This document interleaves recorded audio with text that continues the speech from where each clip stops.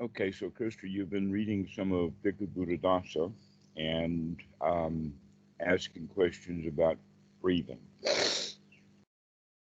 Um,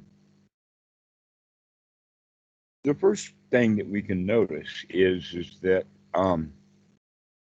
whether we get the exact details or not, that the important thing is that breathing is important. That's the basic point, and that many meditation systems miss the power of the breathing and the power of the knowledge of the breath and the power of the let us say dealing with, learning, and then learning to control the breath. Um, and that this is a very powerful process uh, because the breathing itself is directly related to emotions. An example of that is freezing with fear.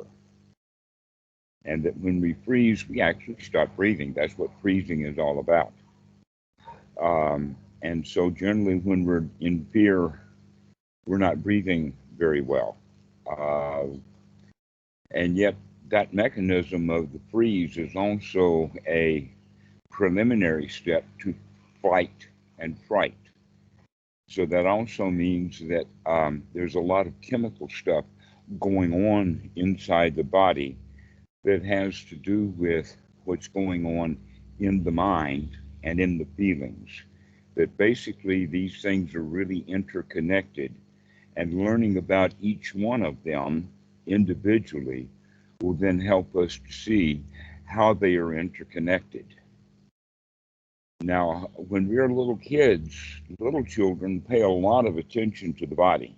They've got to learn to control it, generally up to a point, so that the kid can learn to stand up and walk around. In some societies, they have to learn to throw and catch. In other societies, that's verboten. But generally, it's a lot of motor skills, and many of those things are kind of painful. So what happens is that uh, we as children get diverted then from the kind of playfulness that incorporates the use of the body into intellectual things that are associated with school. And then they kind of separate recess from school and take the children out of their body and put them into ABCs, one, two, threes, put them on a desk, put them into books. And then we, in paying attention to that, as we grow up into adulthood, many of the kids don't pay much attention to their body at all. The only two examples or three examples would be children who go to art school, children who are in musical classes, or those that are involved with sports. They still have body, but that leaves quite a lot of kids out that are not playing with their body. And so, as an adult, the body seems to be one of the forgotten elements.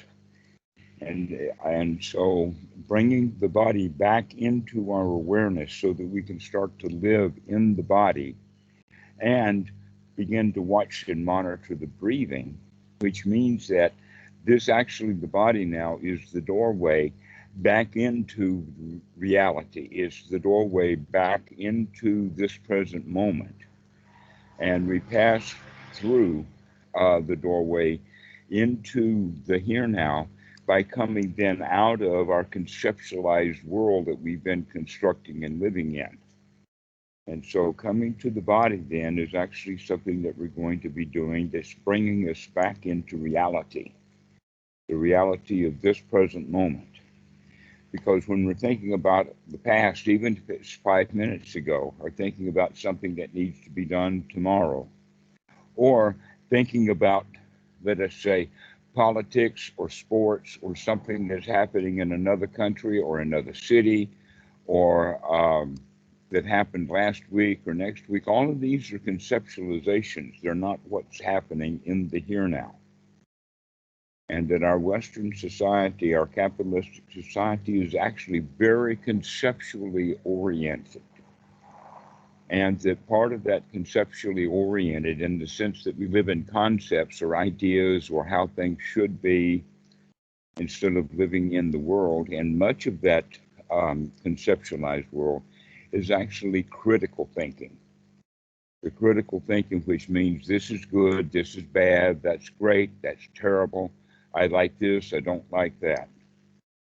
That in fact, we could say that that part of the mind, the critical part of the mind,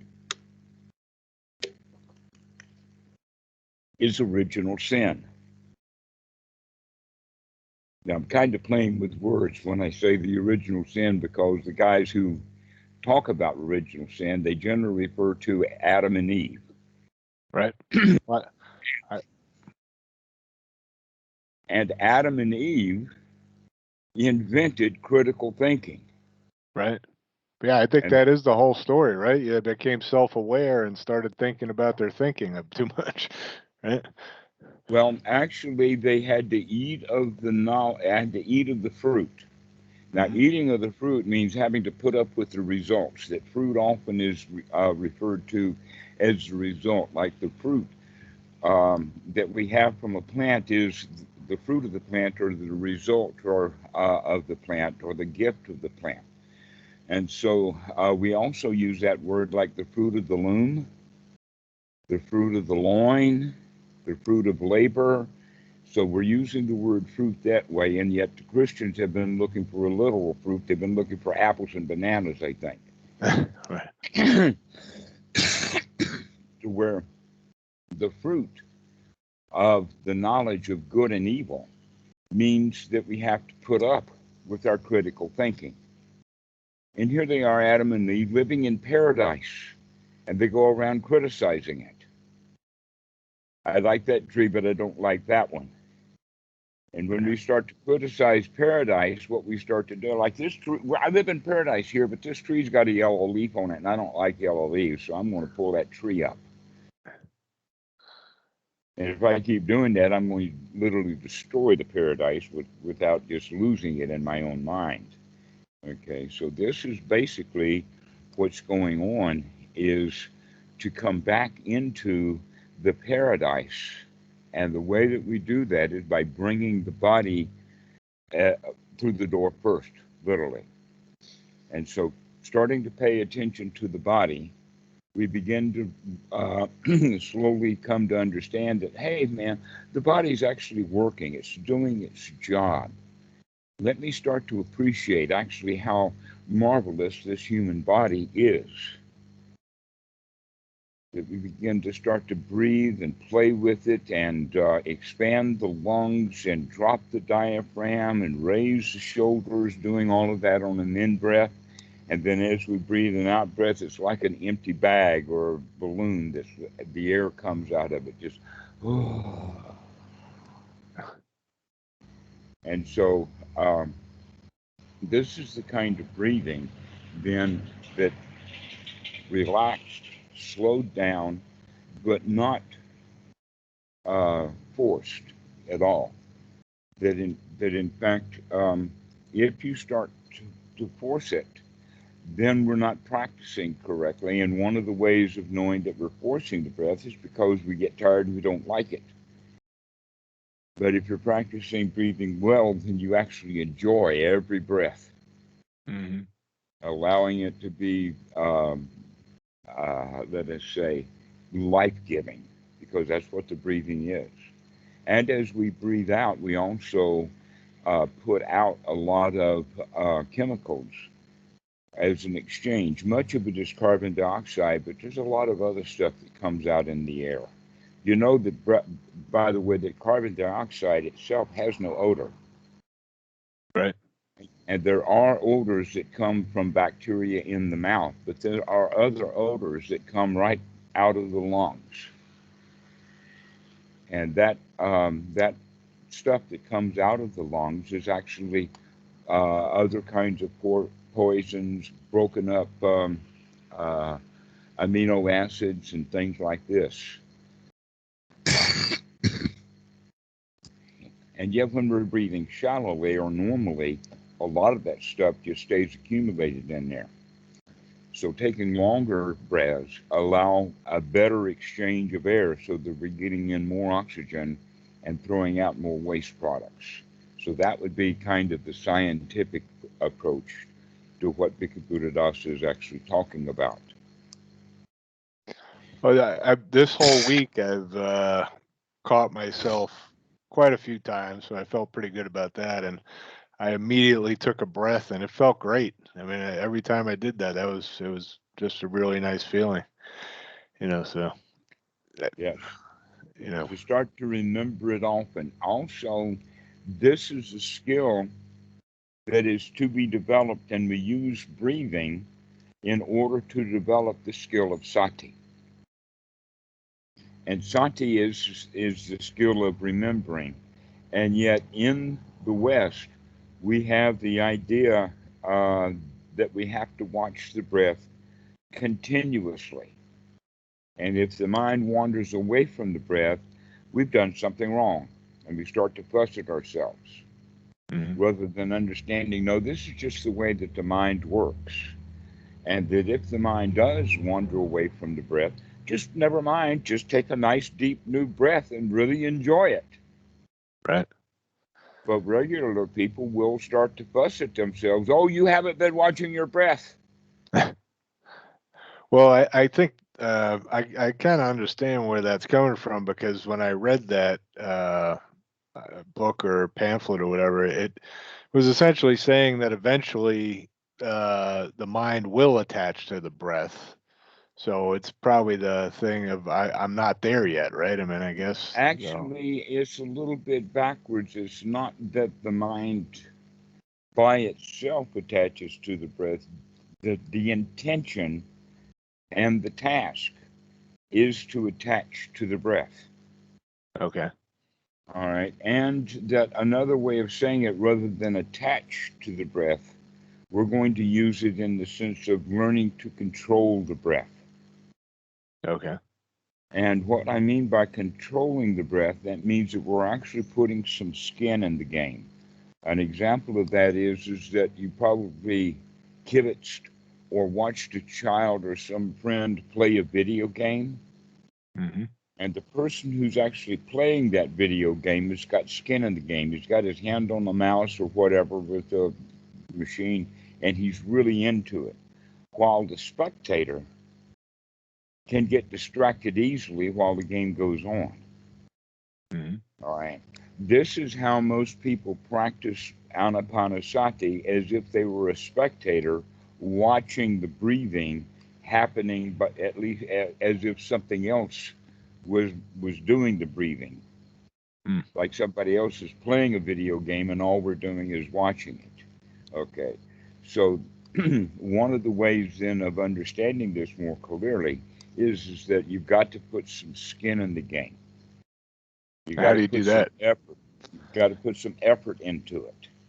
Okay. Okay. And the effort kind of comes in two styles, but there is an effort that's needed to actually control the breath. If you're actually just watching the breath, it's very easy for the mind to just watch something else. And because of free association, the mind will wander away from the breath easily. But if we're intentionally controlling it and intentionally liking it, then by controlling it and liking it and paying attention to it and inspecting it, the mind will actually stay on the breath more. That's what you were referring to as attachment, and I'm referring to it now more of curiosity, interest, and the ability to manipulate it, control it, work with it, play with it. Mm-hmm.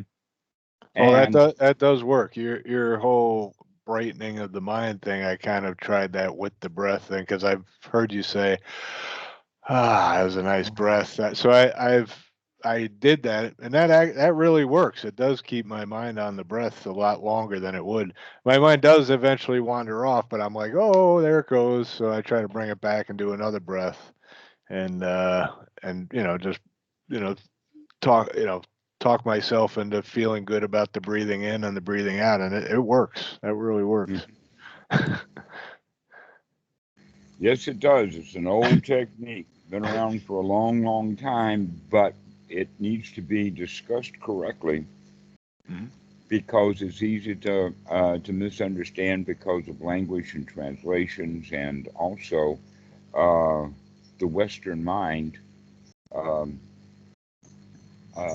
it's a little bit foreign as concepts, as foreign concepts. So, um, learning to do it correctly uh, is often making sure that we're getting the right directions in the first place.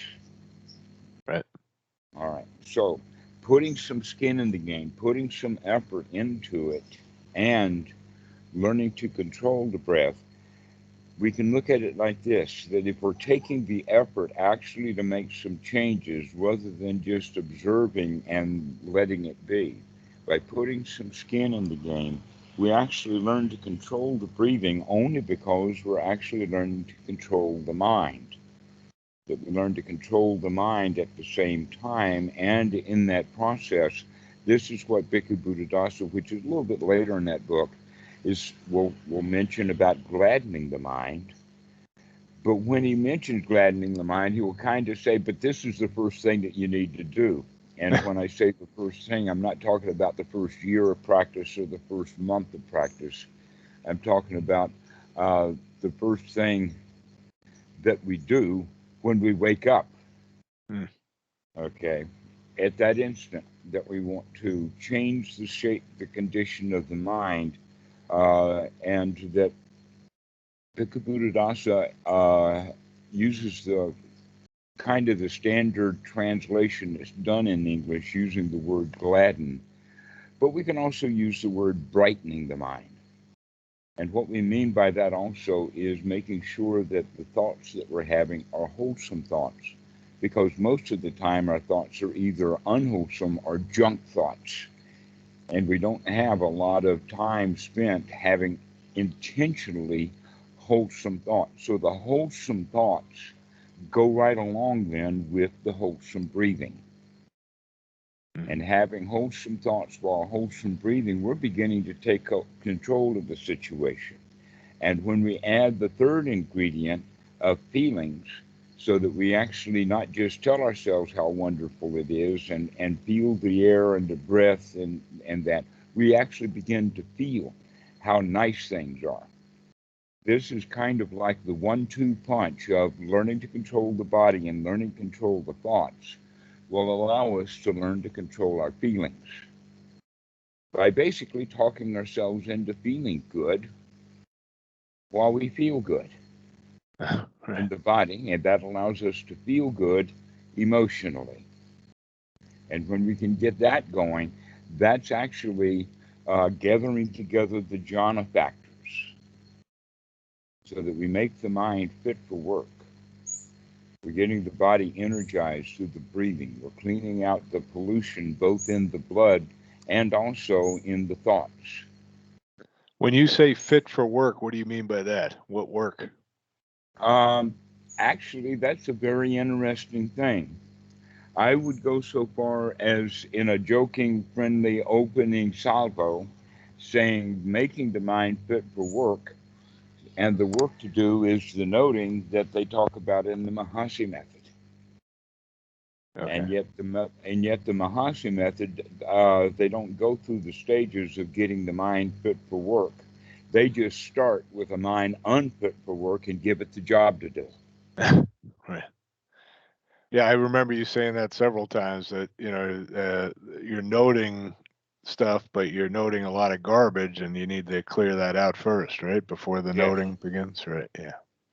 Yes, and then so the job that we have to do now is to note or to pay attention to things that happen one by one as they occur. But in this regard, because we've gotten the mind completely wholesome, what we actually now have to note or what to look at or what to figure out is what the mind is like when it's functioning correctly, Okay. or how the mind actually works. Because at other times, then we can see, oh, that means that I should not go and do that, because that's going to take the mind out of a functioning working condition into dukkha, which is unsatisfactory. So when the mind is working correctly, when the mind is fit for work, that means the results are going to be satisfactory. And when we're doing things when the mind is not fit for work, means the results are probably going to be unsatisfactory. Right. And Well, I don't think I've gotten to that point yet. I mean, I'm working on it though. I'm noticing more things. That's definitely happening, and I'm pulling myself out of that. So I mean, I got that going on. Okay. So, one of the things then we can understand is that everything that you could ever do with meditation, with Anapanasati, you can do it right now. And that in fact, that's the kind of the whole goal, that it is not off into the future, but just rather right now. Okay. Practicing correctly right now, and we begin to get the confidence that if I can do it now, I can do it next time, and the next time just happened, and I'm doing it again. And if I can do it twice in a row, I can do it again. Okay, Right. and so that doing it in the moment over and over again builds confidence.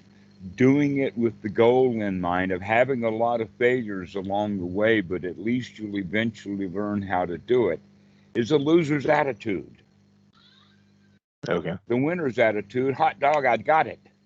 Right. And this is what we're cultivating of the be here now, and whatever we're going to do, let's do it right now. Because now is the only moment there is. Anything that was ever done was done in some now. True. But all the plans, look how many plans have been made, and they never got a now. And so that's so much for planning for you. That's actually something that I began to understand in the 1970s, was the number of ideas that I had, even excellent ideas, computer programs, database designs, all kinds of stuff. But the number of ideas that I have greatly exceeds the number of ideas that I could possibly put into operation. Some of the ideas that I would have would take a whole staff of people years to accomplish, but it was an idea. Right. I think that we can talk about that in the sense of that our reach is greater than our grasp. That we can reach up and touch things, but we can't get up there to grasp it. All right, so what we're talking about here is that, in fact, Western psychology, Western capitalism, the Western mentality is to reach for the stars. And the entire teachings of the Buddha is, let's get a hold of things. Let's grasp what we can grasp instead of reaching for things that we can't touch. Or if we can touch it, but we can't grab it. Right. Okay, so this is where we're getting very, very practical. And what we can grasp is this present moment. All we can do is reach for or plan for the future, getting better at it, as opposed to this is good enough right now. Right. Getting better at it is still being dissatisfied. Yeah, this is a tough part for me because, you know, as you're saying with the Western world, I mean, most of my life is done through planning. I mean, and it really does have some good practical uses. Like if I don't plan out certain things are not going to happen in my life, which is also going to cause problems for me and my family. So obviously, it has some useful parts. Yes, You that's know, something you're pointing out. Something I've heard students also say, that kind of thing, like that. If I was completely satisfied all the time, I'd never get out of bed. Right. My answer to that is that I'm satisfied and I can get out of bed. I can go find something to do, something that's interesting, Right. something that's worthwhile doing. Right. Okay, so that's kind of the same statement that you're making, and that it's all on a continuum. Maybe the way to talk about it is the middle path. And so when we're talking about being in the present moment, and people say, does that mean I can't make any more plans? No, it means that when you're making plans, know that you're making plans and know that you can be making these plans in this present moment. Right. That you're still being here now, but most people get lost in their plans. Right. Well, no, you're right about that. I've noticed that all week where I'll be focused on one thing and my mind will bring up another thing, and then I'll drift off into that until I say, whoa, wait, okay, let's take a breath. But yeah. This is exactly what all of this practice is about, is for you to get to know the mind. Mm-hmm. But a part of getting to know the mind also is to become friendly with it rather than abusive because it's not doing what you told it to do, Right. because it's been untrained. It's almost like an owner whipping a puppy because the puppy didn't come fully trained. Right. Right? And the owner of the dog doesn't bother to train the puppy. He just is angry because the puppy's not already trained. Yep. Like, for instance, housebroken and stuff like that. Yep. So, I've seen many pet owners do that. That's terrible. Like the dog's going to train themselves. Not going to happen. mhm. Yep. Okay. Well, the mind is not going to train itself either. It's just not going to happen. Right. And part of that training that we do with dogs, the professionals, those who really know how to do the dog training, every time the dog does something correctly, it's rewarded. Okay, so in Anapanasati, that means that every time that you're practicing correctly, part of that practice should be that you reward yourself, you nurture yourself, you comfort yourself, you actually get yourself into a nice state and then recognize that you're in a nice state and congratulate yourself for getting into a nice state. Okay. This is the part that's gladdening the mind. To gladden the mind means actually in a way of treating the mind as opposed to being critical with it. You should do this, you should do that, etc. So we're looking for coming out of the critical mind state into a nurturing mind state. That we could think of it actually as a parent. That Eric Berne talks about it as in the sense of the parent, the adult, and the child ego states. And the parent ego state is where we have all the ways that change should be, the parenting. But there's two kinds of parenting. One is the critical parenting, and then the other is the nurturing parenting. And basically, it happens this way: that when a child is born, they start off being nurtured. A tender infant will not survive if it's not nurtured. But somewhere between 4 and 6 years old, depending upon the society and other individual factors, everything changes for that child. He no longer is in a warm, nurturing environment being taken care of. Now he's mommy's little helper. He's a first grader. Up 2, 3, 4. Learn your ABCs. Do your 1, 2, 3s. Learn to read. Clean your room. Put your cell phone down. Do your homework. You know the 9 yards of that one. Okay. And so we are literally trained out of being nurtured and being nurturing into being, let us say, a cog in the wheel. And now in meditation, in Anapanasati, we're going to start reversing that process and coming out of that critical mind that we've learned, because we turn that on. I mean, it's okay to be critical of the world, but we turn that on our inside and we start being critical of ourselves on the inside. We often become our own worst enemy, literally, not because of making foolish decisions. It's because we're treating ourselves inside with the thoughts we have critically. Mhm. Okay, and so now the actual practice is to take that effort to change, literally change the way that we're thinking, or change the kind of thoughts that we're having, and we want to change and have the new thoughts that are actually associated with what we're doing in the present moment. And for many people, with the way that we're practicing intentionally, the only thing we're doing is breathing. So let's pay attention to that. Okay, this is where we're going to put our focus or awareness, rather than into the past or into the future. We're just going to be here now and have thoughts that are nurturing thoughts, nurturing ourselves right now. Like, wow, I can relax. Wow, there is nothing to do. Wow, this is the job well done.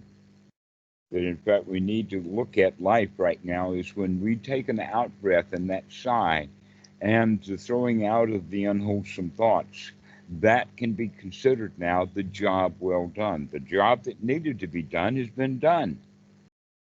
And we can relax, knowing and complimenting ourselves for having done a good job just now. And what was that job? Throwing unwholesome critical thoughts out and nurturing. And in fact, congratulations and saying a job well done, that's nurturing. Mhm. Saying, oh no, you've got more work to do, that's critical. And we spend far too much time in critical thinking and not much time in nurturing thinking. And if we get into practice, we spend far more time in nurturing thinking and less time in critical thinking. And we're a whole lot happier and we still get everything done.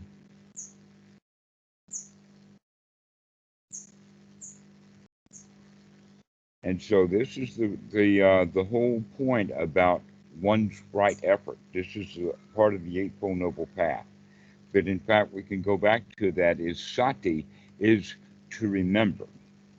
And we want to develop that skill. Well, it's kind of funny like that, because if remembering or waking up is the skill to be developed, then in order to wake up or order to remember, that means that we have to come out of being asleep. Right. Okay, wake up. Or to remember means that we're coming out of a state of forgetfulness. That's a standard state. The mind is like that all the time. And yet meditators, when they see that their sati comes and they remember, they start to hate themselves for the fact that before they remembered, were in a state of forgotten. Right. You're not supposed to forget. Yes, you are, because the skill that we're developing is the skill to wake back up. The normal state of mind is, in fact, an instinctual state of mind. That's our default position. And that one of the ways of thinking about that is that the frontal cortex is kind of like a supercomputer, and it takes a whole lot more energy, a whole lot more effort, as it were. And we need that extra oxygen in order to oxygenate and get the front part of the brain going. And when it doesn't function correctly, because it's either actually been exercised beyond the point, or it's not getting enough oxygen, and then we use the word tired, and generally people go around their whole lives kind of in a state of tired. Mm-hmm. But by breathing well, we begin to energize the body, begin to energize the blood, which means we begin to energize that frontal cortex also, so that it can be woken up and put to good use for a short period of time, and then it's going to go back asleep again. You probably heard that people use about 10% of their brain. Mm-hmm. That's an old saw. A better way to say that is, no, everybody knows how to use their own mind completely to full capacity. They only do it about 10% of the time. Right. And the rest of the time, we're on automatic pilot. Right. And so we want to practice coming out of automatic pilot and turning the lights on. So basically, instead of focusing on the light itself, we're going to start focusing on flipping that switch to turn it on. That's the sati. We want to develop sati as the skill to remember, so that when we're out in life, whenever something happens, we want to have sati to come up so that we can handle the situation wisely rather than handling the situation instinctively. Mm-hmm. Okay. So basically, instead of having this 10% of the time on and off just haphazardly, we're actually going to train the mind so that we can turn it on when we need it, turn it on when we want it, but allow it to be off like it normally is. And yet in meditation, a lot of people go around hating themselves because they have to keep turning it on. They expect that once I turn that light off, that line on, it's going to stay on.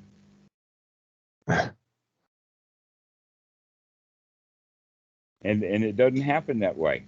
The mind doesn't work like that. It goes back to a default position. And that part of the brain, by the way, is functioning all the time. The frontal cortex is just on and off. So You can see that with the EKGs and whatnot, but we also can understand that if the whole brain went to sleep at night, you'd stop breathing and die. Right. Your heart would stop breathing. No, there's something going on there that's there all the time, but it's a very, very low-class primitive function. It's almost like when the computer is just sitting in idle. It's actually just down in the base of the operating system, just sort of doing a few instructions, waiting for an interrupt. Mm-hmm. Okay. And then when the interrupt happens, now we got to go process that interrupt, and that may then start an application. So this is the way that we're looking at that the mind is in kind of an idle state quite often, and that we want to develop the ability to turn it on, and to turn it on, and to turn it on, and to turn it on. So this is the sati that we're developing, is the turning it on, or the waking up, to be here now. Okay. And so there's absolutely no reason for anyone to wake up and then feel bad because they had just caught themselves asleep. Right. That makes no sense. And yet every meditator does that. That Goenka talks about it in the sense that when the mind wanders away from the breath, never mind that it wandered away from the breath. Just come back and start again. But normally what happens when the mind wanders away from the breath and the student sees that, they have a pity party. Oh no, poor me. Oh, my mind wandered away from my breath again. This is so hard. This is terrible. Maybe this is not a good instructor, or maybe this is not the right time for a meditation, or all kinds of excuses come up. And while they're having all of those thoughts, guess what? They're still not practicing. Right. They're just telling themselves what a failure they are.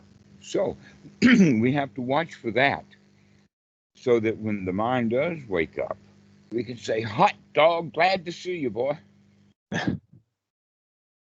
Instead of saying, where have you been? Because where have you been is critical. Hot dog, I'm glad to see you. That's nurturing. Right. Okay, so this nurturing quality of nurturing the mind, of saying everything is okay, everything is fine. What a wonderful day. What a wonderful world. This is no place to go, nothing to do. Everything's all right. Everything's fine. Not a worry in the world. These are wholesome thoughts that almost like you sing yourself a lullaby to wake up, instead of singing ourselves in the childhood lullabies to go to sleep by. But basically, when we sing a child a lullaby, what that does is that puts the child into a state of safety and security. And that's what we're looking for, is to get ourselves feeling safe and secure. So the kind of things that we can talk about is, hot dog, there's no alligators on the floor, there's no crocodiles, there's no spiders coming from the ceiling, There's no tarantulas on the keyboard. Everything's all right. Nothing dangerous here. And I can feel safe. Why is it, do you think, that in Western civilization that fear seems to be the guiding principle behind everything? I don't know. We built a society to come out of the jungle so that we could feel safe in our homes, in our cities, in our high rises. Because out in the jungle is the jungle out there. Except what we've actually built is concrete jungles. And the reason for that is because we took the boy out of the jungle, but we didn't take the jungle out of the boy. And so even though we have humans living in cities, they're terrorized as if they were still in a jungle. And many Right. of them create their own jungle. So now that you're in that room that you're in, it looks like it's very safe. It's not on fire. Right. That's pretty Why nice. is it that we sit here and feel insecure and not safe when the reality is that things are right now very safe? Right. So Uh, this is something that we can do with that is that talk yourself into feeling safe and secure because you actually are safe and secure. Now, is it okay to say that to yourself in specific? So if something Oh, pops up specifically, yes, about a everything right person, here. you Even know, you can say that person's not even here right now. I'm here by he's myself. not here. Right, Right. he's not dangerous because he's not here. Yeah. Nothing to worry about with that right this second. Right. Yeah. Okay. Yes, and you can tell yourself that the way that you would tell a child that is frightened. Okay. Hey, there's no alligators here. Let's go look in the bed. There's under the bed there are no foxes. In the closet there are no bears. And so we can finally just sit here and feel safe and secure. If we can feel safe and secure, the next level then would be comfortable. That this is a major, major point, and Bhikkhu Buddhadasa really, really understood it. And we even run the meditation retreats with this principle that the student must be comfortable as well as feeling safe and secure in order for the student to feel satisfied. It's hard to feel satisfied when you're uncomfortable. It's True. really hard to be satisfied when you're terrified. Right.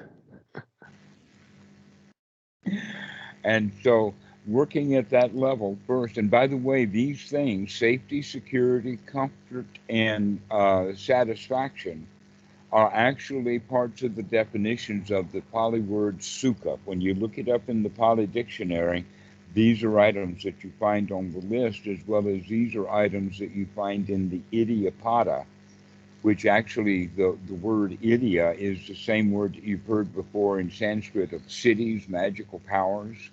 Well, there actually are real powers,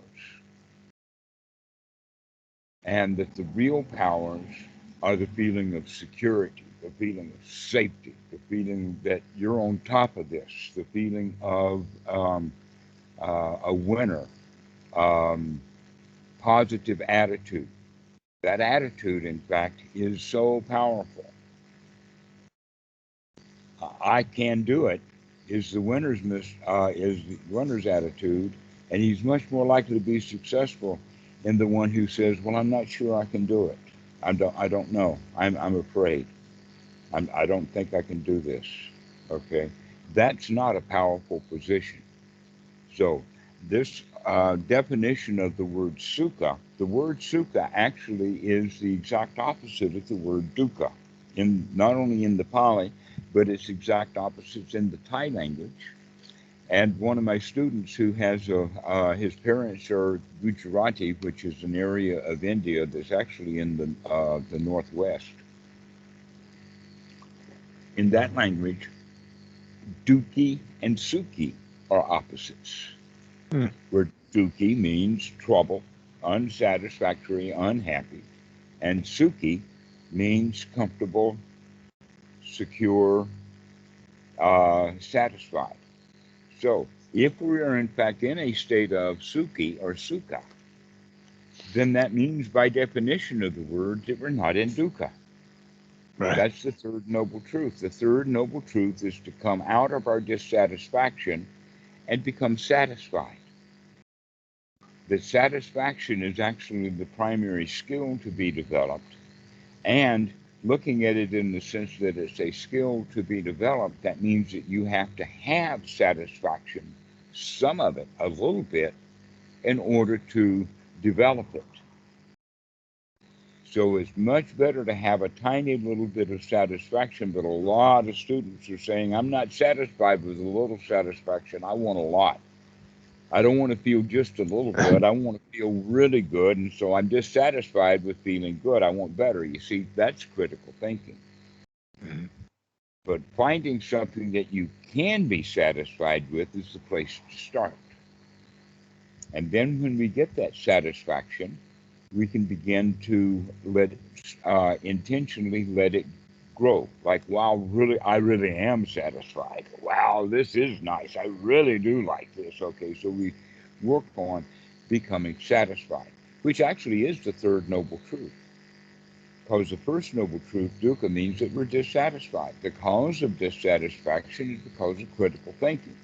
When we start having nurturing thinking and come out of the critical thinking, then that third noble truth is that we can be in a state of satisfaction. We can be free from unsatisfactory life.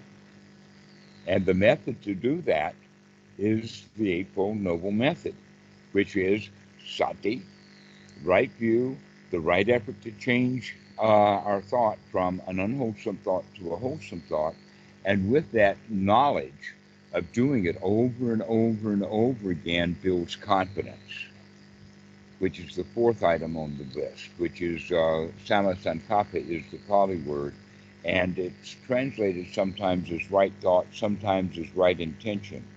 But a better translation for it is I have the right attitude. And you can understand that right attitude actually is the basis of right thought, in the sense that if you have a certain kind of attitude, you're going to have thoughts that are associated with that attitude. If you have an attitude that's different, then your thoughts are going to be different. An example of that is a 15-round prize fight has just finished, and one of them won and the other one lost. One of them's got his hands in the air and the other one is on the floor face down with a pool of blood. Okay, that's the scene. Fast forward 10 minutes, and each one of these guys is getting a massage. And while he's laying on the massage table, each one of them is going to have, let us say, a particular kind of thought, like, it's time to retire.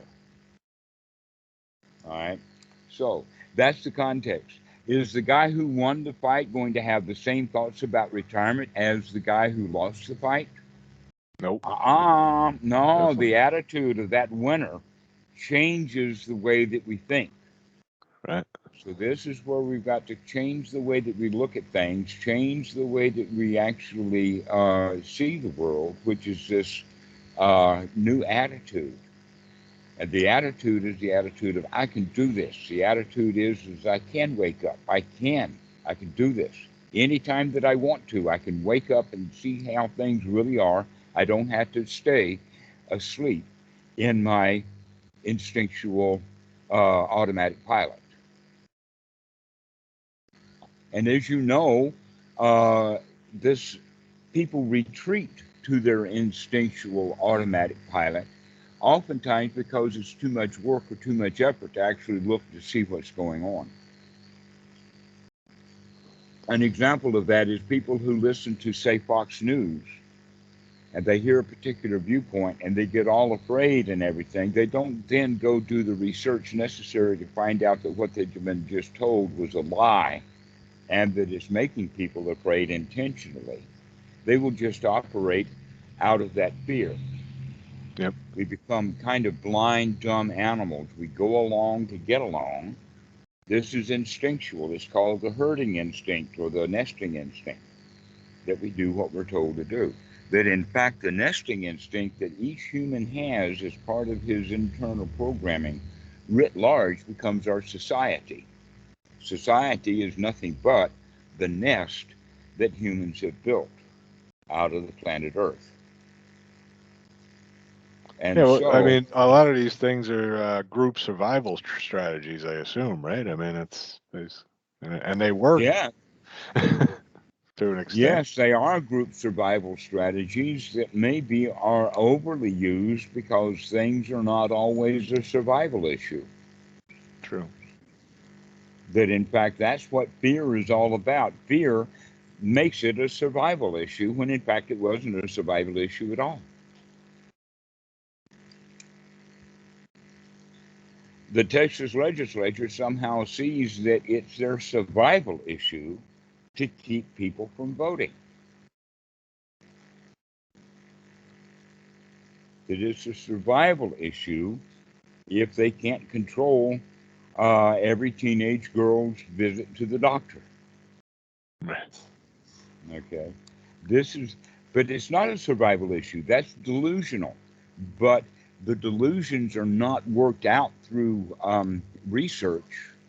They're dealt with emotionally with fear. Right. Okay. So basically, what the whole teaching of the Buddha is to wake up and do the investigation that we need to do in this present moment to figure out that nothing's here to fear. And people will watch the internet, they'll watch Fox, they'll watch YouTube or whatever like that, and get really afraid of and filled with fear and develop attitudes and go and do things when they could have turned that video off and taken a deep breath and said, I don't need to worry about that. That's not my problem. Right. People in Idaho, they can actually recognize that Texas is not their problem. Politics is not my problem. There's enough people out there in politics, and they're all of them fussing and fighting. Do you think they need me in there fussing and fighting with them? Right. Better to stay out of politics because there's a lot of fussing and fighting and a whole lot of terrorizing and terrorism and terror going on in all of that.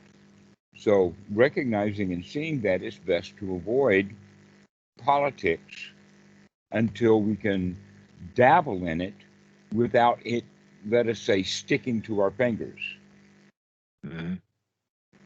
That we can literally become above it.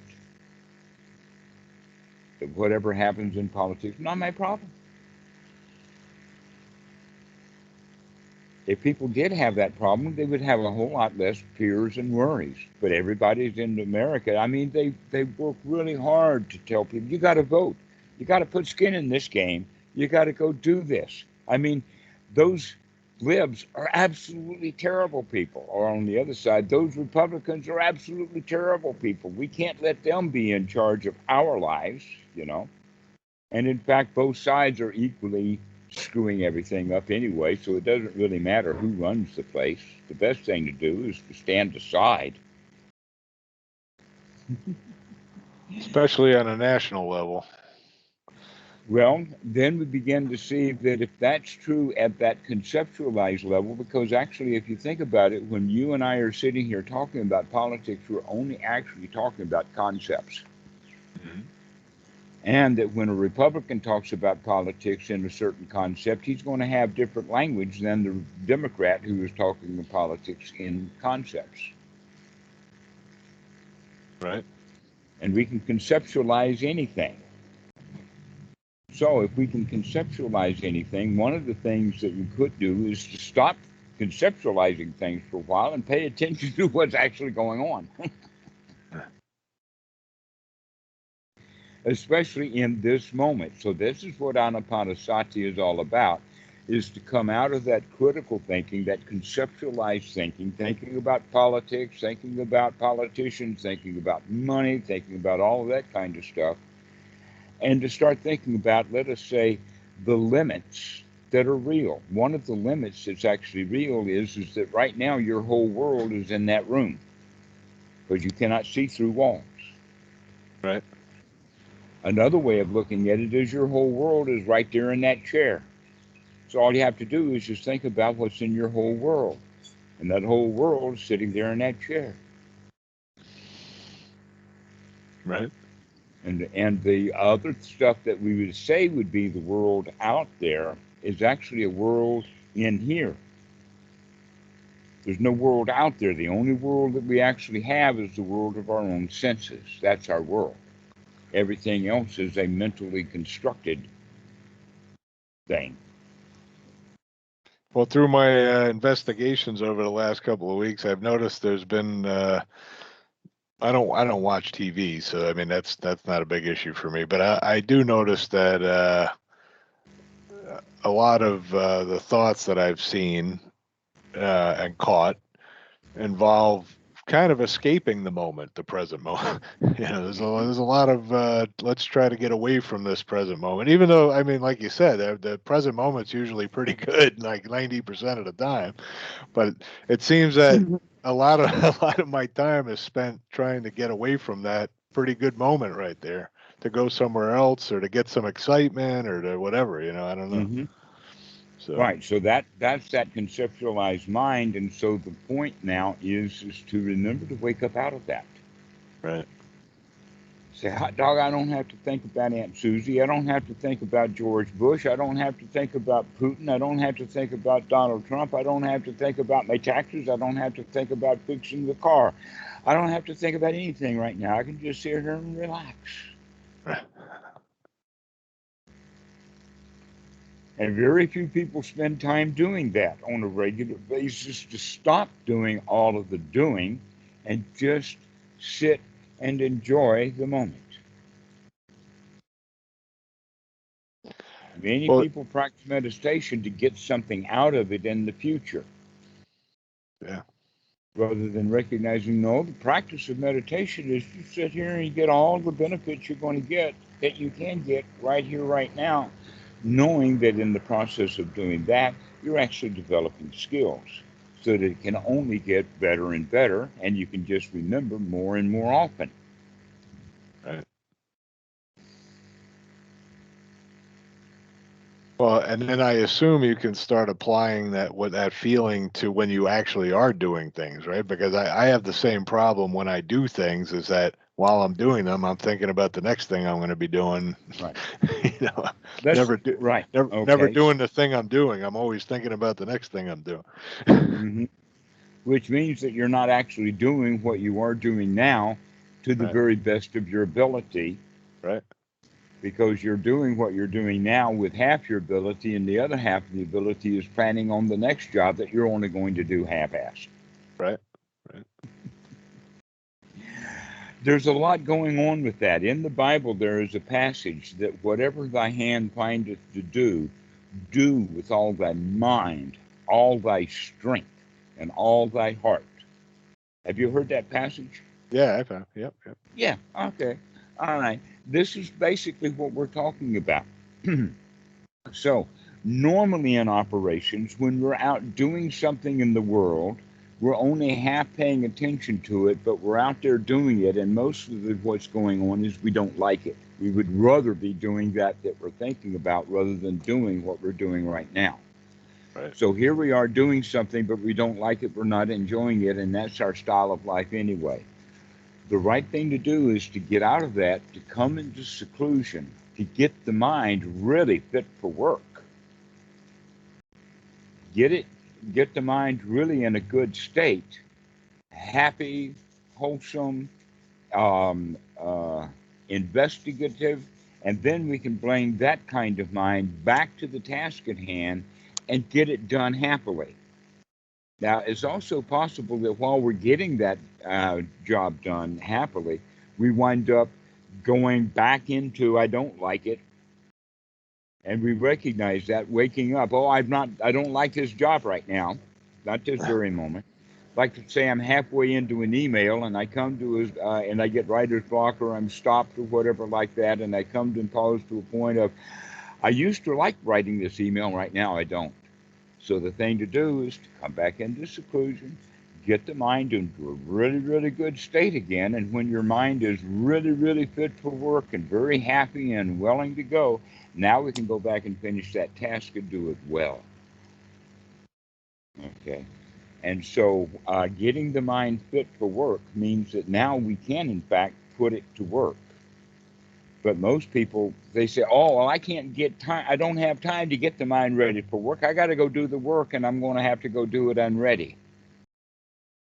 How many Olympic stars win a gold medal in the Olympics without any training at all?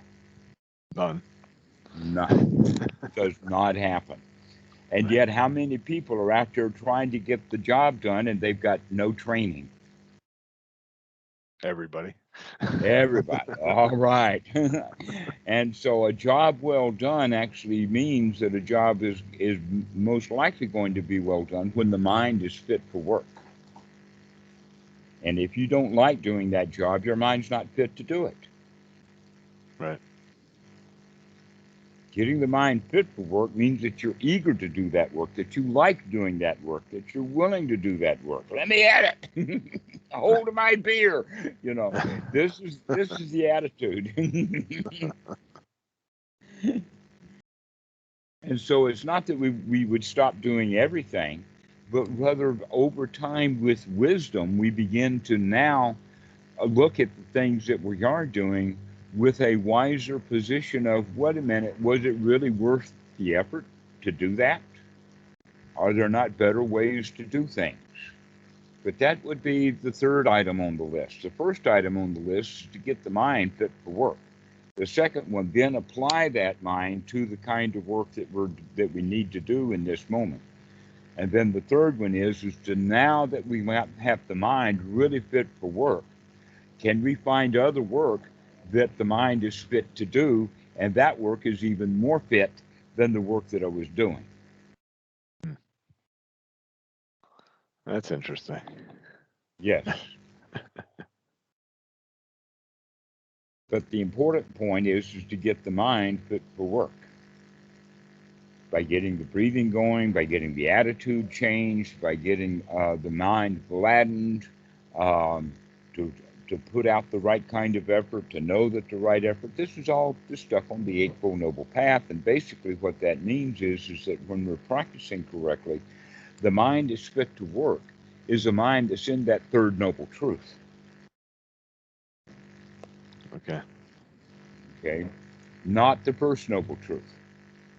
Normally we do our work when the mind does still have dukkha in it, and we can actually get all the work that needs to be done happily. Right.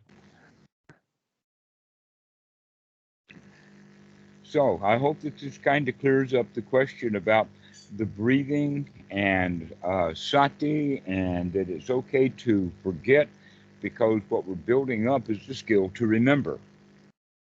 Yep. Very helpful. Thank you. Excellent. Yeah, you're all the talks that you've had with me, plus everything I've listened to, has really opened my eyes to quite a few things, and I feel like I'm making some progress here. So, Actually, don't think about making progress. Think about enjoying this moment. This moment is good enough. yeah. Doesn't have to be compared to the last moment or the next moment. That right now, this is good. You're right. Yep, you're right. Yeah. Get yourself into that good state.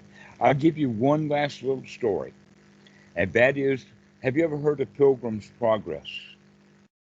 I've heard of it, but I never read it. Okay. The whole concept of a pilgrim is that he is in a journey to get to a holy site. Mm-hmm. My question to you is, what happens when the pilgrim gets to the holy site? Is he still a pilgrim? Is he still making progress getting to the holy site, or has he actually arrived at the holy site? He's arrived, I guess, right? Right, okay, so if he remains a pilgrim doing progress, that means he's got to leave this holy site and go off on a journey to go find another holy site. Right. But this one was good enough. And in fact, we've got a whole lot of pilgrims like that. That's what a real pilgrimage is moving from one holy site to another holy site to another holy site. Right. Okay.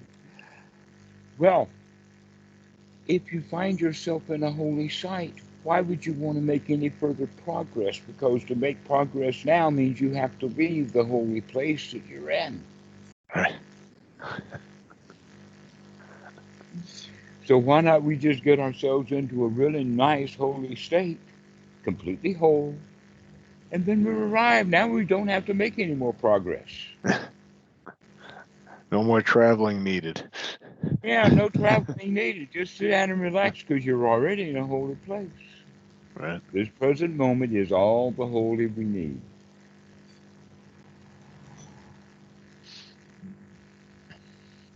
That's good. Christopher, this has been delightful. I really enjoyed it. In fact, this hour has just flown by. Zip. Yep, it always goes quick when I was talking with you. But I really appreciate your time. Okay. Well, you continue on. Continue to practice one moment at a time to wake up, to change the mind, to take a deep breath, and enjoy the heck out of it. I will.